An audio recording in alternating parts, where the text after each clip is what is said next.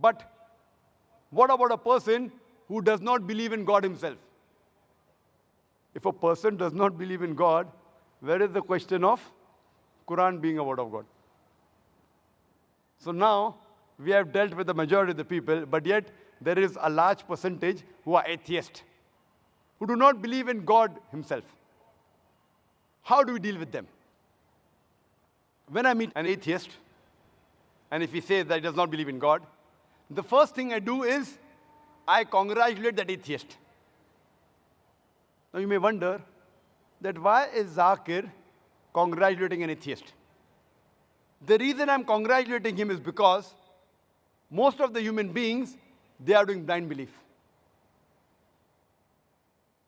Most of the Christians, because the father is a Christian.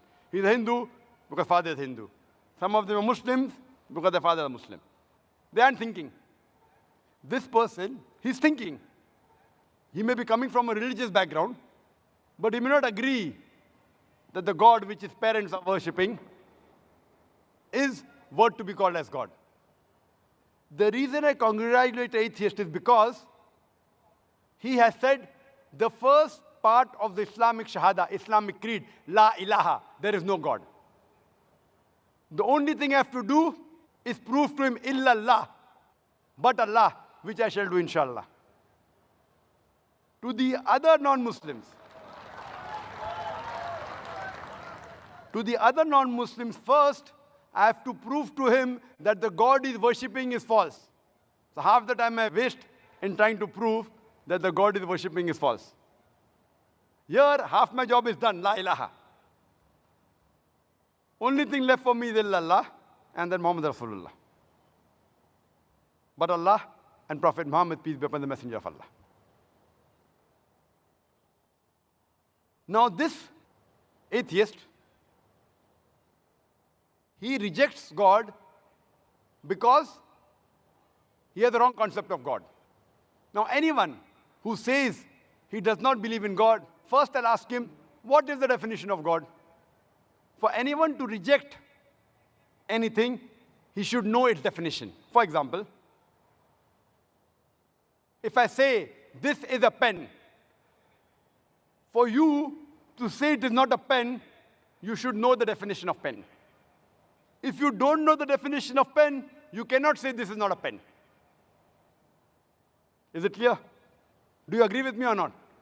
If I say this is a pen, for you to say it is not a pen, you have to know the definition of pen, otherwise, you cannot logically say it's not a pen. There was a smart person. He said, no, Brother Zakir. I know that's a book.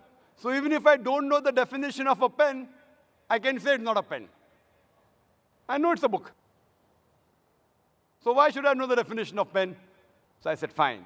Do you know that's a book? He says, yes.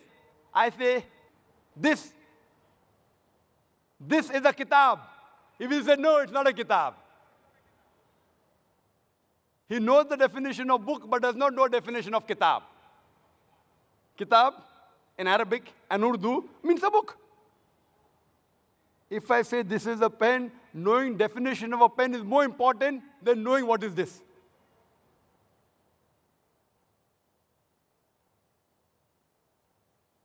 Same way, if a person says there's no God, I'll first ask him, what is the definition of God? The definition they give is when they see that a God tells a lie, a God can be defeated, the God, he can be killed. So when we hear all these stories of God telling a lie, a God can be defeated, a God can be killed, a God can die, a God requires to eat, so they reject the God. Who are they rejecting? They're rejecting the false gods, La ilaha. Similarly, someone, if he believes that Islam is a religion of terrorism, Islam is a merciless religion, Islam is an unscientific religion, Islam is a religion which does not give rights to the woman, and he rejects this Islam. I say, even I reject such Islam. Because I know that Islam is a merciful religion. Islam, it's a scientific religion. Islam has human rights. Islam has women's rights. So what do? I tell him, the Islam you believe and you reject, it should be rejected, but true Islam is, then I present to him the true Islam.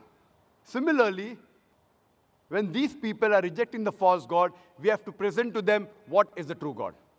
And the best definition of Almighty God, of Allah subhanahu wa ta'ala, given in the Quran, is from Surah Ikhlas, chapter number 112, verse number 1 to 4, which says, Kul huwa Allahu ahad. Say, He is Allah one and only. Allahu samad. Allah, the absolute and eternal. Lam yalid walam yulad. He begets not, nor is he begotten. Walam yakul lahu kufuwan ahad. There is nothing like Him. This is a four-line definition of Allah subhanahu wa ta'ala. Any person saying that so-and-so person is God, if that person fits in this four-line definition, we Muslims have got no objection in accepting that person as God. The first is, Kul wallahu ahad. Say He's Allah one and only. Second is, Allahu samad. Allah, the absolute and eternal. Lam yalid walam yulad. He begets not, nor is he begotten. Walam yakul lahu kufuwan ahad. There is nothing like Him. There are many people who say that DrZakirNaik, He is Almighty God. Let us put this Bhagwan DrZakirNaik to the test of Surah Ikhlas. There's a person who asked me a question at the time, that Brother Zakir, we Hindus do not believe in Bhagwan DrZakirNaik to be God. I never said that Hindus believe Bhagwan DrZakirNaik to be God. I've read the Hindu scriptures. Nowhere do the Hindu scriptures say Bhagwan DrZakirNaik is God. I said some human beings, some people believe Bhagwan DrZakirNaik to be God. Let us put this Bhagwan DrZakirNaik to the test of Surah Ikhlas. The first is, Qul huwa Allahu ahad. Says Allah one and only. Was Bhagwan DrZakirNaik one and only? Was He the only man who claimed divinity? There are hundreds who have claimed divinity. And in this country alone, there are thousands who have claimed that they were gods. He's not the only one. But the DrZakirNaik Bhakt will say, no, He is one and only, He is unique. Let's go to the next test. Allahu samad.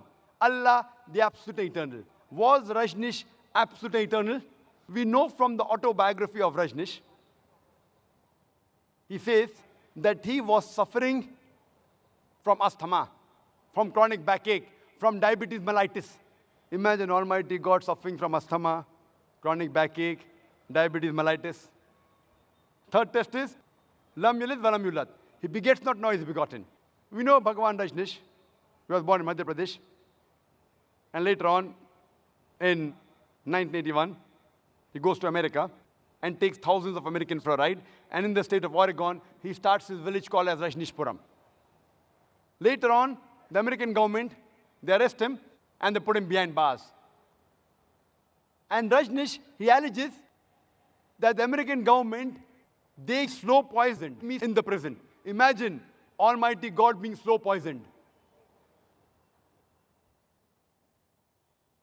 Later on, the American government, they kick him out of the country. He comes back to India and goes back to the city of Pune, where he has a center, which is now called as Osho Commune. And when you go to the center, if you go to Samadhi, it is mentioned there on his Samadhi, Bhagwan DrZakirNaik, Osho, never born, never died, but visited the earth from the 11th of December, 1931 to the 19th of January, 1990. Never born, never died, but visited the earth from the 11th of December, 1931 to the 19th of January, 1990. They forgot to mention on his Samadhi that he was not given visas to more than 21 countries of the world. Almighty God coming to visit the world, and he requires visas. And the Archbishop of Greece said that if you don't remove DrZakirNaik out of this country, we'll burn his house and the house of a disciple. And the last test, Walam yakul lahu kufuwan ahad, there's nothing like Him, is so stringent that no one besides the true Almighty God can pass. The moment you can compare God to anyone in this world, to anyone in the universe, He is not God. Walam yakul lahu kufuwan ahad, there's nothing like Him. Suppose someone says that Almighty God is 1,000 times stronger than Arnold Schwarzenegger. You might have heard the name of Arnold Schwarzenegger, the person who got the title Mr. World, the strongest man in the world, Mr. Universe, the strongest man in the universe.